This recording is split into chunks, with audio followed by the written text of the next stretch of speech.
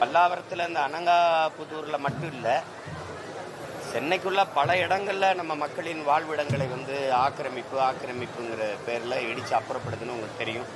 இந்த பூவாத்து கரை ஓரத்தில் இருந்த ஆதி தமிழ் குடிகள் எல்லாரையும் அப்புறப்படுத்தி செம்மஞ்சேரி, கல்லுக்குட்டை, கண்ணகி நகர், பெரும்பாக்கம் இதுக்கு தள்ளிட்டாங்க. புறநகர்களுக்கு அப்பால தள்ளிட்டாங்க. இப்போ இது வந்து இப்போ இங்கே நடக்குது. அவங்க சொல்றது இது நீர்நிலை பகுதி, இதை ஆக்கிரமிச்சுட்டாங்கன்னு சொல்றாங்க. ஒரே ஒரு அடிப்படை கேள்விதான், அது நம்ம கேட்குற சாதாரணமா அந்த மக்களும் கேட்குறாங்க. இந்த நீர்நிலை பகுதின்னு தெரியுது, அதை ஆக்கிரமிச்சு அந்த வீடை கட்டும் போது என்ன பண்ணி கொண்டிருந்தீர்கள்ங்கிற கேள்வி இருக்கு இல்லையா? அதை ஆக்கிரமிக்கும் போதே தடுத்திருந்தால் அவங்க கஷ்டப்பட்டு ஒரு வீடா கட்டி அதுக்கு மின் இணைப்பு கொடுத்து, எரிவாயு இணைப்பு வாங்கி, வாக்குரிமை வாங்கி, குடும்ப அட்டை வாங்கி, அதுக்கு வரி செலுத்தி இவர்களே சாலையெல்லாம் போட்டு கொடுத்துருக்குறாங்க. எல்லா வேலையும் செஞ்சு 60 வருஷம் வாழ்ந்துருக்குறாங்க. 3 தலைமுறையா இங்கே வாழ்றோம்னு சொல்றாங்க ஒவ்வொருத்தரும். அப்ப திடீர்னு இதை நீங்க வேற இடத்துக்கு போங்க அப்படின்னா அவங்க குறைஞ்சபட்சம் கேட்கறது, சரி மாற்று இடம் கொடுங்க, ஒவ்வொரு சென்ட் ஒரு மாற்று இடம் கொடுத்துருங்க, நாங்களே போய் ஒரு கூரையை தற்காலிகமாக போட்டு கூட வாழ்ந்துக்கிறோம், பிறகு எங்களுக்கு வசதி வரும்போது கட்டிக்கிறோன்றாங்க. அப்படி இல்லை, நாங்கள் கொடுக்குற வீட்டில் போய் இருங்க அப்படின்னா 10 பேர் கொண்ட குடும்பம், 12 பேர் கொண்ட குடும்பம் இவங்க கொடுக்குற வீட்டு அளவுக்குள்ள வாழ முடியுமாங்கிறது யோசிக்கணும். அவங்க கேட்குற முதல்ல எங்கள் வாழ்விடம் இங்கே, வாழ்வாதாரம் இங்கே சார்ந்து தான் இருந்தது, எங்கள் பிள்ளைகள் இங்கே தான் படிக்கிறாங்க. இப்போ திடீர்னு ஒரே நாளில் தூக்கி வேறு இடத்துல கொண்டு போட்டால் அது எப்படின்னு கேட்குறேன். இதில் மக்களினுடைய கண்ணீர்லையும் அவங்களுக்கு கவலை தோய்ந்த அந்த கதறலையும் இருக்கிற நியாயத்தை புரிஞ்சுக்கணும். இவங்க ஆகுன்னா அதிகாரத்தில் இருக்கிறவங்க நீதிமன்றத்தை காரணம் காட்டிடுறது. உங்களுக்கு தெரியும், மனச்சான்று உள்ள பல பேருக்கு பல நீதிமன்றங்களே நீர்நிலையில தான் கட்டப்படும். குறிப்பா மதுரை உயர்நீதிமன்றம் கிளை, திருவள்ளூர் நீதிமன்றம், பல இடங்கள், பல அரசு குடியிருப்பு, பல்வர் கோட்டமே, இதெல்லாம் ஆக்கிரமிப்பு இடின்னு சொல்றீங்களே. கடற்கரையில 4 சமாதி இருக்கு, அதை யார் இடிக்கிறது? அது ஆக்கிரமிப்பா இல்லையா? மனச்சான்று உள்ள யாராவது சொல்லுங்க. ஒவ்வொருத்தரும் 2 ஏக்கரை ஆக்கிரமிச்சுக்கீங்களே. கடற்கரை தானே, எப்படி கல்லறையாச்சு? யாரும் கேட்கலையே, யாருமே கேட்கலையே. உலகத்தின் தலை சிறந்த 2வது புகழ்பெற்ற கடற்கரை ஆஸ்திரேலியாவுக்கு பிறகு சென்னை மெரினா கடற்கரை. அது எப்படி சில பேருக்கு கல்லறையாச்சு? அதை யாரும் கேட்கல. பல அரச குடியிருப்புகளே நீர்நிலையை ஆக்கிரமிச்சு தான் கட்டப்பட்டிருக்கு. MMDA காலனி மாதிரி பல இடங்கள். என்ன வாங்க காட்டுறேன். பெரும் முதலாளிகள், காசா கிராண்டு மாதிரி முதலாளிகள்லாம் ஆக்கிரமிச்சு, நீர்நிலையில் ஆக்கிரமிச்சு தான் கட்டியிருக்காங்க. பல கல்லூரிகள், பல பல்கலைக்கழகங்கள் எல்லாம் அப்படிதான் கட்டியிருக்கு. அங்கெல்லாம் தொடலை. ஒரு ஏழை எளிய மக்கள்னா அவங்களுக்கு குரல் இல்லை, அதிகார வலிமை இல்லை, அரசியல் இல்லை, அதிகார ஆதரவு இல்லைன்னு கை வச்சு தூக்கி எடுத்து போட்டு. இதுதான் எங்க மூதாதை அல்லல் பற்று ஆற்றாத அழுத கண்ணீர் என்றோ செல்வத்தை தேய்க்கும் படைங்கிறான். உலகத்திலேயே வலிமையான கூர்மையான ஆயுதம் ஏழை மக்களின் கண்ணீருங்கிறான். கண்ணீர் தான் உலகத்திலே கூர்மையான ஆயுதம்ங்கிறான். அதுவும் ஏழை எளிய மக்கள், குறிப்பாக பெண்கள் கதறிய வடிக்கிற அந்த கண்ணீர் தான் மிக கூர்மையான ஆயுதம். அதை கவனத்தில் வச்சுக்கிட்டு ஆட்சியாளர்கள் செய்யணும். சும்மா வாக்கு வாங்கும்போது ஒன்று பேசி வாங்குறது, அப்போல்லாம் இது ஆக்கிரமிக்கும் ஒரு அடிப்படை. அப்ப உள்ள அதிகாரிகள் தவறு பண்ணிட்டாங்கிறாங்க. நீங்க பட்டா கொடுத்துருக்கிறீங்க, குடிமனை உரிமை கொடுத்துருக்கிறீங்க, பிறகு ஏன் இடிக்க வர்றீங்கன்னா அன்னைக்கு இருந்த அதிகாரி அரசு தப்பண்ணிருச்சு, மக்கள் தப்பண்ணிட்டாங்கன்னு இடிக்கிறீங்க. அரசாங்கம் தப்பண்ணிருச்சு, அதை என்ன பண்ணலாம்? நீதிமன்றம் சொல்லிருச்சுங்கிறீங்க. நீதிமன்றம் தான் சொல்லுச்சு எங்கள் காவிரியில் தண்ணி கொடுக்க சொல்லி. நீதிமன்றம் தான் சொல்லுது முல்லை பெரியாற்று நதிநீர் அணை, அந்த அணை வந்து உறுதியா இருக்கு, இடிக்க வேணாம். நீதிமன்றம் சொல்லுது நீட்டை எழுதுங்கன்னு. கேட்டுட்டு இருந்துட்டீங்களா? இல்ல நீட்டை நாங்க நீக்குவோம், அது ஏன் சொல்றீங்க? இல்ல நீதிமன்றம் சொல்லிருச்சு, ஒன்றும் செய்ய முடியாது. அப்படி சொல்ல, நீங்க அப்படி சொல்ல.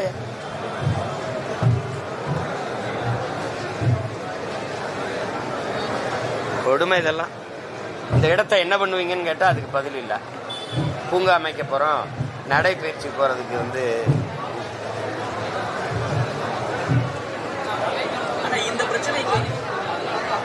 இந்த ஒரு இடம் தானே. கூவம்ங்கிறது நதியா, சாக்கடை, காவாயா? கூவம்ங்கிறது நன்னீர் ஓடுகிற நதியா அல்லது சாக்கடை? கழிவு நீர் ஓடுற காவாயா அது நன்னீர் ஓடுற நதியா? கழிவு நீர் ஓடுற சாக்கடையா அது காவாயா மாத்தின மகத்தான பெருமக்கள் யார்? எந்த இடமே நீங்க என்னோட வாகனத்துல பயணிக்கிறீங்களா? எந்தெந்த இடங்களை ஆக்கிரமிச்சு இதே ஆறு எந்தெந்த இடங்களை ஆக்கிரமிச்சு யார் கட்டிட்டு நான் காட்டுட்டா என் கூட வர்றீங்களா? அதெல்லாம் ஏன் தொடல? ஏன்னா அவனுக்கு அரசியல் வலிமை அதிகார ஆதரவு இருக்கு, அதனால தொட மாட்டேங்கிற.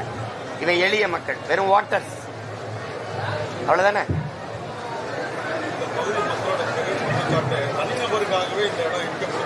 அதுல சந்தேகம் இல்லையே. நீங்க பல இடங்கள்ல அங்க இடிச்ச போது நான் போய் போராடினேன். அது ஒரு முதலாளி அவர் கட்டி இருக்கிற குடியிருப்புகளுக்கு முகப்பை தடுக்குதுன்னு தான் இடிச்சாங்க. இங்கேயே காசாக்கராண்டு மாதிரி பெரிய பெரிய முதலாளிகள் கட்டி இருக்கிறதுக்கு இது தொல்லையா இருக்குது, அதான் இடிக்கிறாங்க. அவ்வளவு நீர்நிலைகளை பாதுகாக்கிற பெருமக்கள் யாராவது மனச்சான்றோட சொல்லுங்க பாப்போம். நீ அவ்வளவு பெரிய அப்பா டாக்கர், நீ பெரிய நீர்நிலையை பாதுகாக்கிற வெங்காயம் எதுக்கே பள்ளிக்கரணை ஏரிய குப்பை கொடுத்தீங்க? எதுக்கு முன்ன இயற்கையின் அரும்பெரும் கொடை பள்ளிக்கரணை ஏரி கடல் நீர்மட்ட அளவுக்கு உலகத்துல எந்த இடத்துல அப்படி அமையாது. அப்படி ஒரு சதுப்பு நிலை ஏரி.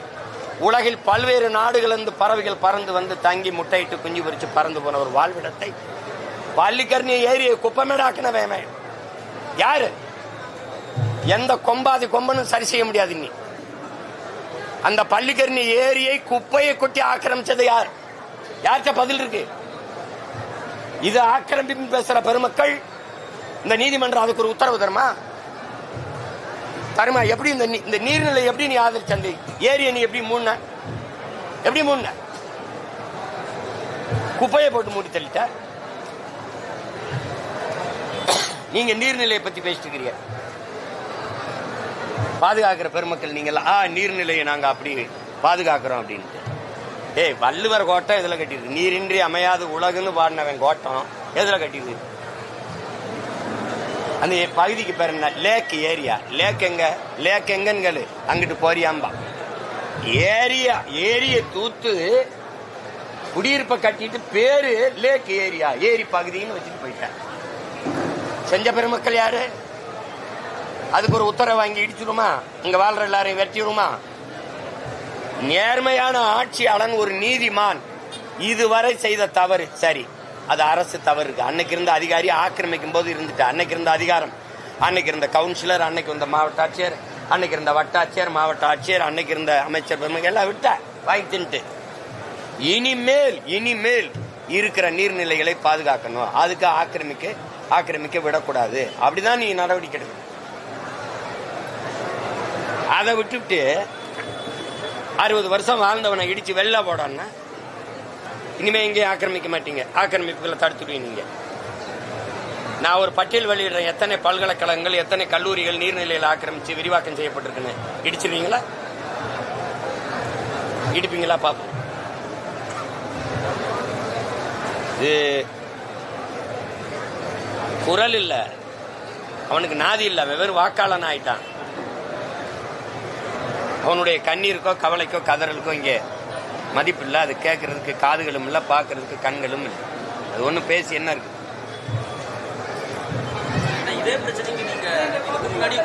ஆமா, இதுக்கு முன்னாடி வந்து போராடி தடுத்து இவ்வளவு நாள் நீட்டிச்சு வச்சோம். இப்ப திடீர்னு நான் வந்து எங்க அப்பாவோட நினைவுக்கு போயிட்டேன். அப்புறம் மே 18 கூட்டம் வந்து அதுலேயே நான் வந்து ஒரு வாரம் வெளியூர்லேயே பயணம் பண்ணிட்டேன். அது சென்னையில இருந்தா இங்க வந்து படுத்திருப்பேன். சென்னையில இருந்திருந்தேன்னா இங்கே வந்துருந்தேன். இடி பாப்போம்.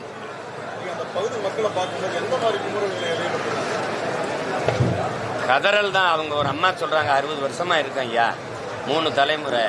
என் பிள்ளைக்கு போன மாதம் கல்யாணம் பண்ணி இப்போ கற்பமாக இருக்கா. இப்போ எடுத்துகிட்டு போய் நாங்கள் 10 பேர் இருக்க வீட்டுக்கு 10 பேருக்கு வாடகை கொடுப்பான். சின்ன வீடு 1 லட்ச ரூபா இருக்கிறாங்க, 10,000 வாடகை இருக்கிறாங்க. நாங்கள் எங்கே போய் கொடுக்குறதுன்ற நாங்கள் சிறுக குருவி சேர்த்த மாதிரி சேர்த்து இந்த இடத்துல ஒரு வீடை கட்டிட்டோம். இப்போ இது இடிச்சுட்டா இதே மாதிரி 50-60 லட்சம் போட்டு வேற இடத்துல வீடு கட்டுறதுக்கு காசு இல்லை. இப்போ 10 பேர் இருக்கிற வீடை 10 பேர் இருக்கிற ஒரு குடும்பத்தில் இத்தனையோண்டு ஒரு இடத்துல போய் படுத்துக்கன்னு சொன்னா இது சிறையை விட கொடுமையா இருக்கா இல்லையா? அவங்க கதறலை எந்த மொழியில நான் மொழிபெயர்த்து உங்களுக்கு சொல்றது சொல்லுங்க. கண்ணீருக்கு ஏது மொழி? இது ஒன்றும் இந்த கொடுமையை ஒழிக்கணும். அது வந்து அவங்களுக்கு அதை பற்றி என்ன பிரச்சனை இருக்குது? இடி ரைட்லேருந்து தப்பிக்கிறதுக்கு டெல்லி போக, அதை பார்க்க, பேச, அதுக்கு தான் நேரம் இருக்குது. இதுக்கா நேரம் இருக்குது? நீர்நிலையை பாதுகாக்கணும்னு பேசுகிற பெருமக்கள், அறிவார்ந்த சான்றோர்கள், மண்ணை மக்களை சுற்றுச்சூழலை எல்லாம் நேசிக்கிற பெருமக்கள், இயற்கையின் ஆர்வலர்கள், நீங்கள்லாம் கவனிங்க. அரை எங்கெல்லாம் ஆற்று மணல் உருவாக 100 ஆண்டு ஆகுங்கிறது அறிவியல், புவியியல் எல்லாம் தான் சொல்லுது. இயற்கை எல்லாமே அதான் சொல்லுது. 30 அடி 40 அடி மண் வெட்டிக்கிட்டால்னதே குற்றம்னு சொன்ன நாடு, இரும்பு கை கொண்டு 30 அடி 40 அடி அள்ளி தனியாக குளம் வெட்டுறா, ஏரி வெட்டுறான்னா ஆற்றுக்குள்ளே வெட்டின பெருமக்கள் இவங்க தான். ஒரு மண்ணு கூட எல்லாம் அள்ளி திண்டு 32 ஆறையும் கொலை செஞ்சது இந்த பெருமக்கள் தான். அதெல்லாம் நீர்நிலையை பராமரிக்கிறவர் தான். என்னோட வாங்க வைகை, என் ஊரில் தான் ஓடுது பரமக்குள்ள. அந்த வைகை ஆற்றில் அவ்வளவு மணல், ஓடுகால்னு ஒரு வாய்க்கா போடுவாங்க, சின்னதாக வருது, மண் வெட்டிக்கிட்ட இழுத்து அதில் 1,000 ரூபா கொடுத்து குளிச்சுட்டு போவோம் நாங்கள்லாம். இன்றைக்கி எங்கள் ஆற்றுல மண் இல்லை, கருவ மண்டி கிடக்குது. எல்லா அந்த நகரங்களின் கழிவு நீரும் ஓடுற காவாயாக மாறிடுச்சு வைகை. இன்னைக்கு தாமிரபரணி அது சாய கழிவு, எல்லா ஆலை கழிவு கொட்டுறது ஒரு கழிவு ஏரியா, ஒரு காவாயாக மாறிடுச்சு. இதெல்லாம் நீர்நிலை பராமரிப்பில் வருதா? மலைகளை எல்லாம் கல்குவாரியாக வெட்டி ஏற்றிட்டு போறீங்கள. மழை இல்லைன்னா மழை பெற முடியாது, மழை இல்லாத நிலம் பாலைவனம் ஆயிரும்னு தெரியாத நீங்கள் நீர்நிலையை பற்றி பேசுறீங்க. ஆறு எங்கிருந்து வருது? ஆறை பிரசவிக்கிற தாய் அது. பூமி தாயின் மலை மார்பிலிருந்து அருவி வருது, அருவி தான் ஆறை உருவாக்குது. ஆறை பற்றி பேசுகிற, மலையை நொறுக்கி கல்குவாரி ஆக்கிட்டு நீ பூமி தாயின் மலை மார்பை அறுத்து காசாக்குற நீ நீர்நிலையை பராமரிக்கிறத பற்றி பேசுறீங்க. நீங்க குவாரி ஓனர்ஸ் கிரஷர் வச்சிருக்கிறாரு, 500 டிப்பர் ஓடுது. நீங்கெல்லாம் இந்த நாட்டில் பெரும் முதலாளிகள், செல்வந்தர்கள், சமூக செல்வாக்கு பெற்ற மாமனிதர்கள். நீரை பற்றி பேச உங்களுக்கு என்ன இருக்கு? 950 டிஎம்சி மழை, மில்லிமீட்டர் மழை பெய்யுது. 4000 டிஎம்சி, 4000 டிஎம்சி. எங்க அந்த நீர்? 150 டிஎம்சிக்கு கர்நாடகாவில் மண்டிட்டு கை கட்டி நிற்க வேண்டியது இருக்கு, கையேந்தி நிற்க வேண்டியது இருக்கு. ஒரு சொட்டு தண்ணீர் தேங்க வழி இல்லாம கொண்டு அடுத்த நொடி கடல்ல விட்டுட்டு கடல் நீரை சுத்திகரிக்கணும் பேசுற அறிவாளிகள் தன் நாட்டை கொடுத்துட்டா. நீ கடல் நீரை சுத்திகரிக்க 50,000 கோடி, 50,000 கோடிக்கு கணக்கில்லாத ஏரி குளங்களை வெட்டியிருந்தா எவ்வளவு நீர்த்தேக்கம் உருவாக்கியிருக்க? 50,000 கோடிக்கு. ஆட்சி செய்யற லட்சணம் உட்கார்ந்துக்கிட்டு நான் நீர்நிலையை மக்கள் இந்த வீடு கட்டி வாழ்ற இந்த இடத்துல அனங்காபுத்தூர்ல எடுத்துட்டு அப்படியே நீர்நிலையை பாதுகாக்கிற பாதுகாவலர்னு பட்டம் வாங்கிட்டு போறது. எத்தனையோ போராட்டங்கள் இங்க மட்டும் இல்ல, சென்னையிலும் பல இடங்கள் போய் நேரில் சந்திச்சிருக்கீங்க. ஆனாலும் இதுக்கு ஒரு தீர்வு காண முடியவே இல்லைங்க. என்னதான் தீர்வு? அதிகாரம்ங்கிறது அரக்க குணமும் இரக்கமற்ற மனமும் கொண்டதுங்கிறான். அதிகாரத்துக்கு எப்போதும் கண் இருக்கு, அதுல கண்ணீர் இல்லை. அதுகளுக்கு காதுகளே கிடையாதுங்கிறான். அதிகாரத்தில் இருக்கிறவனுக்கு காதே கிடையாதுடா, கண் இருக்குடா, அது பார்க்கும், ஆனால் அது கண்ணீர் வராதுறாங்கிறான். அது நீண்ட கால்களும் அகல வாயும் தாண்டா இருக்குதுங்கிறான். அந்த நீண்ட கால்களை வச்சு போராடுகிற இந்த மக்களை மிதிச்சு நசுக்கும், அகல வாயை வச்சு பேசி நியாயப்படுத்தும். இதுதான் அதிகாரம். இந்த கொடுமையான இந்த அதிகாரங்களை ஒழிக்காது என் மக்களுக்கு நிம்மதியான வாழ்வும் கிடையாது, ஒன்றும் கிடையாது. ஆனா ஆற்றுக்கு பக்கத்திலேயே குடியிருப்புகள் இடிக்கப்பட்டிருக்கு. சிலதுக்கு பட்டா இருக்கு, சிலதுக்கு பட்டா இல்லை.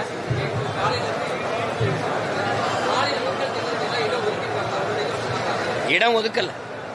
அவர் சொல்றாரு இந்த பகுதியில் அப்படி ஒதுக்குற அளவுக்கு அவங்க கேட்கிற ஒவ்வொரு சென்ட் இடம் இல்லைன்றார். ஆனா நாங்க ஒரு குடியிருப்பு மாமல்ல அந்த மலைமலை நகர்ல, மறைமலை நகர்ல தைலாபுரங்கிற ஒரு பகுதியில கொடுத்துட்டோன்ற. அது தென்னரசன் எங்கால் சொல்றாரு, அது 100 இது இருக்கும், ஒரு 2 பேர், ஒருத்தர் 2 பேர் கால் நீட்டி படுக்கிறதே கடினங்கிறாரு. அதுல 10 பேர் 12 பேர் இருக்கிற குடும்பங்கள் எப்படி போய் வாழ முடியும்?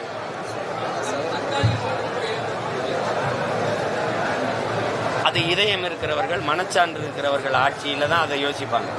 மக்களை பத்திரமா வாழ்விடம். பெருந்தலைவர் காமராஜர் வைகை அணையை கட்டும்போது 20 கிராமத்தை காலி பண்றாங்க. அது நம்ம ஐயா கவிப்பேரரசு முத்தமிழ் பேரறிஞர் வீடுங்க, அந்த 2 இடங்களும் காலியாச்சு. மாற்று இடம் கொடுத்துட்டு அப்புறம் தான் அதை செஞ்சார். ஆனா அவன் தலைவன், அவன் ஆட்சியாளர், அதனால நடக்குது. இங்க அப்படி இல்லையே, இங்க அப்படி இல்லையே.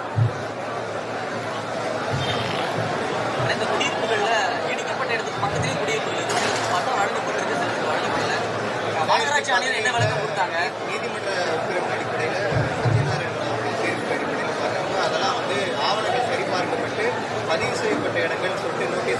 இல்ல இப்ப நீங்க இப்ப இது ஒரு சீரமைக்கிறீங்க, இந்த வீடு ஆக்கிரமிப்பு, இந்த வீடு பட்டா இருந்தா ஆக்கிரமிப்பு இல்லைங்கிறத நீங்க ஏற்கிறீங்களா?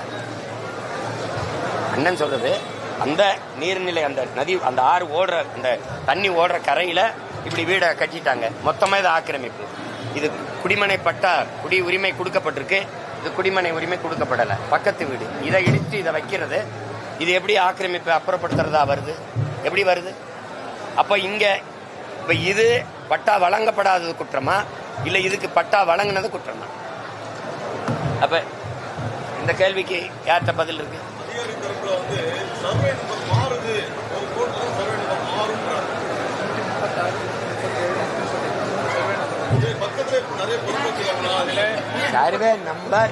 சர்வே நம்பர் நதி நீர் ஓடுற, அவங்க சொல்றாங்களா, அந்த நீர் ஓடுற அந்த காவாய், அந்த வாய்க்கால், அந்த நதி, அந்த அதுல இந்த சர்வே இது ஆக்கிரமிப்பா இல்லையா? இந்த சர்வே ஆக்கிரமிப்பு இல்ல, இந்த சர்வே என்ன ஆக்கிரமிப்பு, அப்படி வருதா?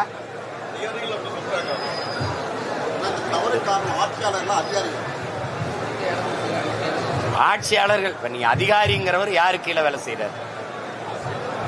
இப்ப காவல்துறை இப்ப கடுமையா நடக்குது, யாரோட உத்தரவுல நடக்குது? காவல்துறை யாரு கீழே இருக்கு?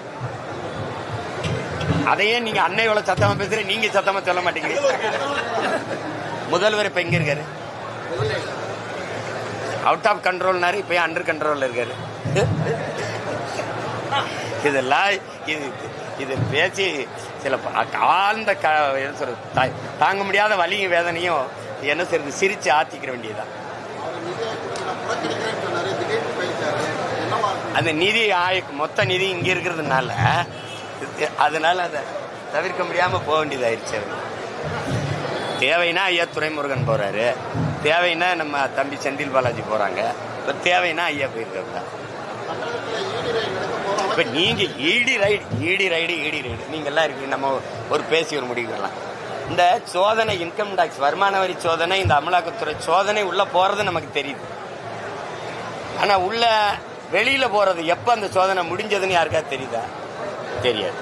அங்க சோதிச்சு அதுல என்ன எடுத்த, அவரு முறைகேடா இவ்வளவு பணம் வச்சிருந்தார், இவ்வளவு நகை வச்சிருந்தார், இவ்வளவு சொத்து சேர்த்து ஆவணங்கள் இருக்குது. ஏன் மக்கள் காசுல சம்பளம் வாங்குற நீ மக்கள்கிட்ட சொல்ல மாட்டேங்கிற? உனக்கு என்ன பிரச்சனை? நீ ரைடு போன, நீ வருமான வரி சோதனை போன முறைகேடா ஒரு 1000 கோடி வச்சிருந்தாப்ல, இந்த எடுத்த கொண்டு போறோம், என்கிட்ட சொல்லு என்கிட்ட சொல்லு. நீ பாடு உள்ள போறத சொல்லிட்டு போறா, அப்புறம் எப்ப போறா திருப்பின்னு தெரிய மாட்டேது, என்ன பண்றான்னு தெரிய மாட்டேது. டாஸ்மார்க்ல 1,00,000 கோடி நீங்க, ஒரு வாரம் கழிச்சு வெறும் 1000 கோடி நீங்க, அதுக்காக நடவடிக்கை இருக்கா? சந்திரசேகர ராவ் மகளை இதே சாரா, இதே டாஸ்மார்க், இது அராக்குதுல தான் கைது பண்ணீங்க. அரவிந்த் கெஜ்ரிவால் பதவியே காலி பண்ணீங்க, அவரை கைது பண்ணி உள்ள போட்டீங்க. இதே சாராயம் தான். ஜார்க்கண்ட் முக்தி மோர்ச்சா முதல்வரை இதே ஊழல்ல தான் கைது பண்ணீங்க. ஏன் இங்க ஒன்னும் நடவடிக்கை இல்ல? ஏன் இல்ல? டாஸ்மார்க் அந்த ஆட்சியர் விசாரணை வீட்டில் குடும்பத்தையே கூட்டி கொண்டு விசாரிக்கிறீங்கள, இவங்க குடும்பங்கள்ல ஒருத்தரை கூட கூட்டி கொண்டு விசாரிக்கலையே. என்ன புரியுது? நீங்க யோசிச்சு பாருங்க. பாகிஸ்தான் மீது இந்தியா தொடுத்த போரை ஆதரிச்சு 2 முதலமைச்சர் தான் பேரணி நடத்திருக்காங்க. ஒன்னு டெல்லி முதலமைச்சர் பிஜேபி முதலமைச்சர், இன்னொன்னு தமிழ்நாட்டின் முதலமைச்சர் திராவிட மாடல் 2.0 முதலமைச்சர். 2 பேர் தான் பேரணி நடத்திருக்காங்க கொடியை பிடிச்ச. ஆனா அவங்க எல்லாரும் சொல்றது மற்றவனை எல்லாம் பிஜேபி பி டீம்னு. இத்தனை பிஜேபியோட கூட்டணி வச்சிருக்க ஐயா சந்திரபாபு நாயுடு கூட போகல, நிதிஷ்குமார் கூட போகல. இப்ப இந்த போரை நியாயப்படுத்தி பேசுறதுக்கு உலக நாடுகளுக்கு போக ஒரு 7 பேர் கொண்ட குழு. அதுல பிஜேபி ஏடிஎம்கேயோட அதிமுகவோட கூட்டணி, அதுல 2 பாராளுமன்ற உறுப்பினர், ஒன்னு ஐயா தம்பிதுரை, இன்னொரு சி வி சண்முகம்னு ஐயா. இந்த 2 பேர்ல ஒருத்தருக்கு அந்த குழுவுல இடம் இல்ல. கூட்டணியே வைக்காத திமுக இருக்க அம்மையார் கனிமொழிக்கு அந்த குழுவுல இடம் இருக்குது. இப்ப யாரு உண்மையிலே கூட்டணி? என்ன அமைதி ஆயிட்டிய? கேட்கறதுக்கு பதில் சொல்லுங்க. 7 பேர் கொண்ட குழுல போரை நியாயப்படுத்தி பேச, அந்த பேசுற இடத்துல தீவிரவாதி எப்படி உள்ள விட்டீங்க, அவன் எப்படி உள்ள வந்தது தெரியல. அரை மணி நேரம் 1 மணி நேரத்துக்கு முன்னாடி அத்தனை பேரையும் சுட்டு கொண்டுட்டு போனான்ல, சுட்டவன டாப்புன்னு ஏன் சுற்றி வளைச்சு அவனை கைது பண்ணல? வந்ததும் தெரியல, போனதும் தெரியல, செத்தது மட்டும்தான் தெரியுது. அது எப்படி? அதுக்கும் விளக்கம் சொல்லணும்ல, நியாயப்படுத்தணும்ல. நீங்க இந்த பாகிஸ்தான் மேல இந்தியா தொடுத்த போரை நியாயப்படுத்திட்டு வாங்க. என் நாடு என்னத்துக்கு எந்த நாட்டில் போய் இந்த போரை நியாயப்படுத்தி பேச வேண்டிய தேவை எதுக்கு வருது? நான் எந்த நாட்டில் போய் நியாயப்படுத்தணும்? என் நாட்டோட பாதுகாப்பு நான் போர் தொடுத்தேன். அதை சொல்றதுக்கு எந்த நாட்டில் விளக்களிக்கணும்? விளக்கம் அளிக்கிற நீங்கள் மணிப்பூர் கலவரம் ஏன் நடந்ததுன்னு ஒரு விளக்கம், அதை நியாயப்படுத்தி பேசிட்டு வாங்க. அதையும் பேசுவீங்களா? குஜராத் கலவரத்தை பேசுவீங்களா? இதுல 26 பேர் தான் கொல்லப்பட்டிருக்கான். அதுல பல்லாயிரக்கணக்கான மக்கள் கொல்லப்பட்டான். அதை பேசுவீங்களா? ஏன்னா நீங்க குஜராத் கலவரத்தை நியாயப்படுத்தி பேசின பெருமக்கள் தான் திமுக இருக்கிற தலைவர்கள்.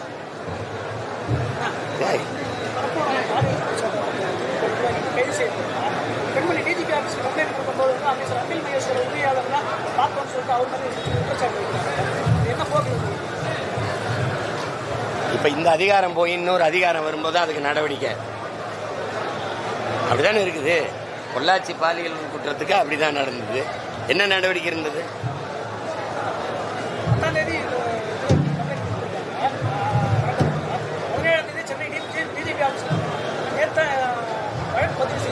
அந்த கட்சியில வாடகை வாய்கள் நிறைய இருக்கு. அவங்க எல்லாம் இப்ப என்ன பேசுறாங்க? பெண்ணியவாதிகள் பெருமக்கள் இருக்கிறாங்க. எனக்கு எதிராக போராட மனு கொடுக்க மகளிர் ஆணையத்துக்கெல்லாம் போன பெருமக்கள்லாம் இருக்கிறாங்க. அவங்கெல்லாம் இப்போ என்ன பண்ணாங்க? இவங்களையெல்லாம் பெண்கள் கணக்கிலே சேர்க்கலையா? அவங்க கட்சிக்காரன் செஞ்சுட்டான்னா அது தர்மம், அது நியாயம், அது பிரச்சனை கிடையாது. மற்றவன் பேசினா அது பெரிய பிரச்சனை. நடவடிக்கை எடுத்திருந்தா சொல்லுங்க. எடுத்திருக்காங்களா? எடுத்திருக்காங்களா?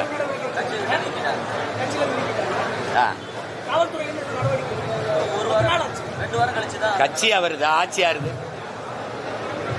கட்சி அவரது நீக்கிட்டாரு, ஆட்சி யாருது? ஆட்சி யாருது சொல்லுங்க. அவரு தானே, ஐயாவுடைய தானே. ஏன் நடவடிக்கை எடுக்கல? ஏன் நடவடிக்கை எடுக்கல?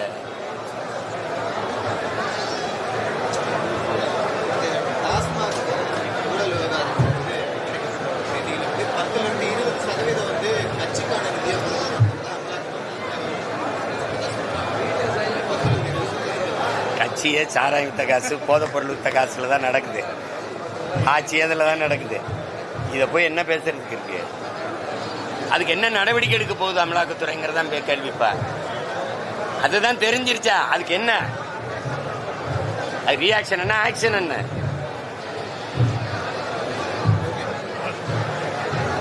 நல்லது, இடிங்க. ஒரு நாள் இதே மாதிரி எல்லாத்தையும் சாம்ராஜ்யத்தை தரமட்டமாக்குறேன் பாருங்க. வச்சிருக்கேன்.